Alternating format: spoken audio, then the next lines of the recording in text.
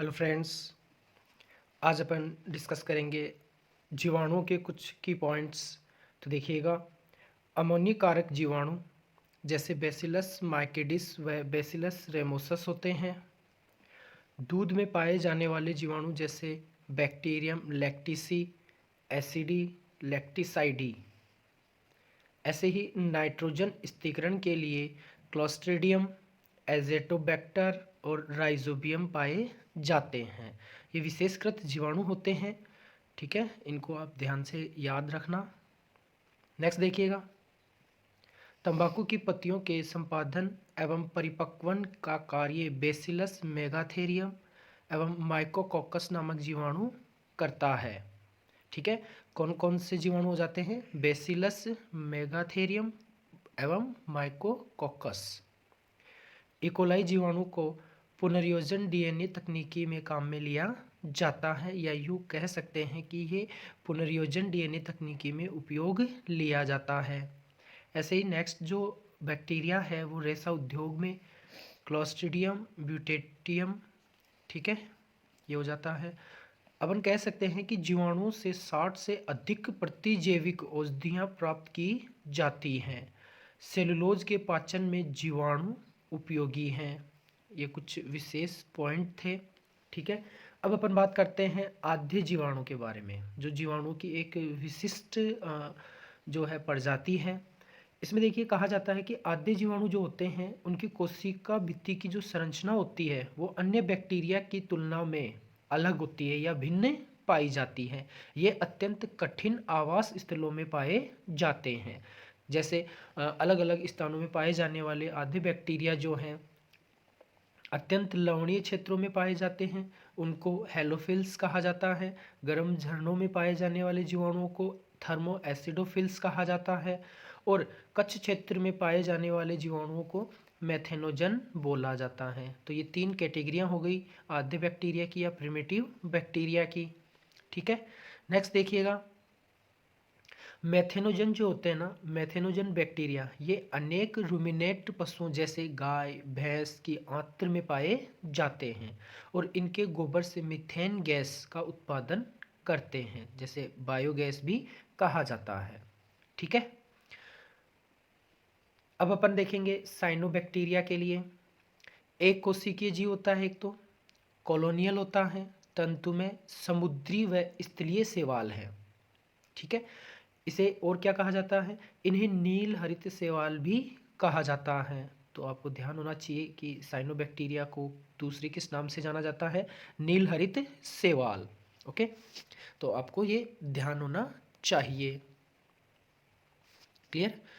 इसमें हरित पादपों की तरह क्लोरोफिल ए भी पाया जाता है। देखिएगा, इसमें हरित पादपों की तरह क्लोरोफिल ए की मौजूदगी होती है, तथा यह प्रकाश संश्लेषी स्वपोषी होते हैं। अपन कह सकते हैं इनका भोजन प्राप्त करने का जो तरीका होता है वो क्या होता है? प्रकाश संश्लेषी होता है, और ये स्वपोषी होते हैं।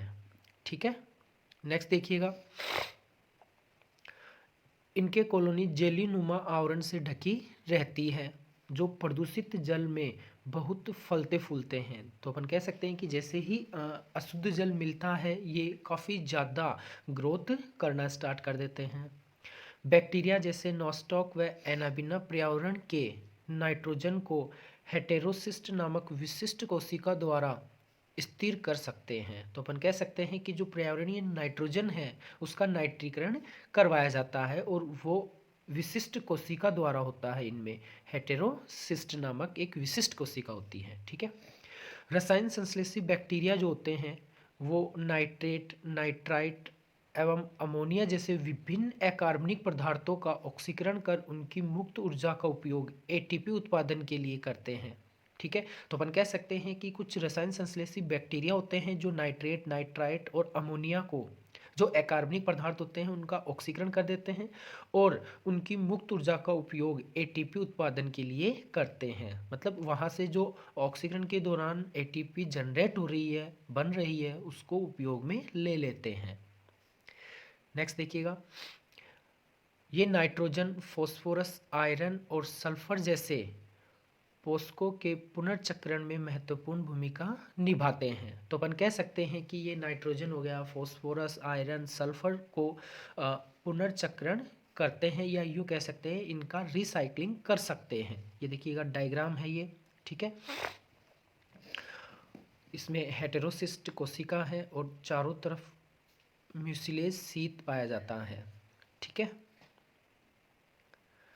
एनाबिना देखिएगा, जिसे साइनोबैक्टीरिया भी बोला जाता है, इसमें भी हेटेरोसिस्ट है, वेजिटेटिव सेल प्रेजेंट है और एकाइनेट्स प्रेजेंट है। क्लियर। वेजिटेटिव सेल देखिएगा, vegetative cell primary metabolic function show करता है, अर्थात फोटोसिंथेसिस को कंप्लीट करवाने में हेल्पफुल है। हेटेरोसिस्ट हेटेरोसिस्ट जो होती है वो नाइट्रोजन स्थिरीकरण में, नाइट्रोजन फिक्सेशन में उपयोगी है। और एकाइनेट्स जो हैं वो डोरमेंट स्पोर फॉर्मिंग सेल होती हैं, ठीक है। या यूँ कह सकते हैं कि इस कोशिका में स्पोर का निर्माण होता है। अब अपन बात करते हैं परपोसी बैक्टीरिया के लिए। परपोसी बैक्टीरिया एक विशेष बैक्टीरिया होते हैं जो परपोसी के रूप में व्यवहार करते हैं। यह प्रकृति में बहुतायत से पाए जाते हैं और इनमें अधिकतर महत्वपूर्ण अपघटक होते हैं, ठीक है, डिकम्पोजर्स होंगे। इन परपोषी जीवाणुओं में से अनेक का मनुष्य के जीवन संबंधी गतिविधियों पर महत्वपूर्ण प्रभाव पड़ता है, ठीक है। तो ये बात आपको ध्यान होनी चाहिए कि ये अपघटक प्रकार के होते हैं मुख्यतः। ये दूध से दही बनाने में, प्रतिजैविकों के उत्पादन में, लेग्यूम पादप की जड़ों में नाइट्रोजन स्थिरीकरण में सहायता करते हैं, ठीक है। कुछ जीवाणु रोगजनक होते हैं जो मनुष्य, फसलों, फॉर्म एवं पालतू पशुओं को हानि पहुंचाते हैं। विभिन्न जीवाणुओं के कारण हैजा, टाइफाइड, टिटनेस, सिट्रस कैंकर जैसी बीमारियां उत्पन्न होती हैं। जीवाणु मुख्य रूप से कोशिका विभाजन द्वारा प्रजनन करते हैं। कभी कभी विपरीत परिस्थितियों में यह बीजाणु बनाते हैं, स्पोर फॉर्मेशन कर लेते हैं।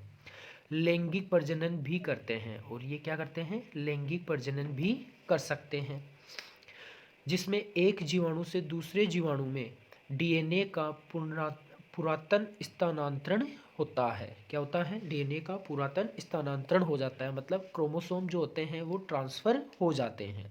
देखिएगा ये ट्रांसफॉर्मेशन बताया गया है कि बैक्टीरियल सेल से किस तरीके से बैक्टीरियल क्रोमोसोम माइग्रेट कर रहे हैं या ट्रांसफ़र हो रहे हैं। तो देखिएगा यू सेगमेंट बन जाते हैं और दूसरी बैक्टीरियल कोशिका में ये माइग्रेट हो जाते हैं। फाइनली ये इस तरीके से आ जाते हैं। ओके।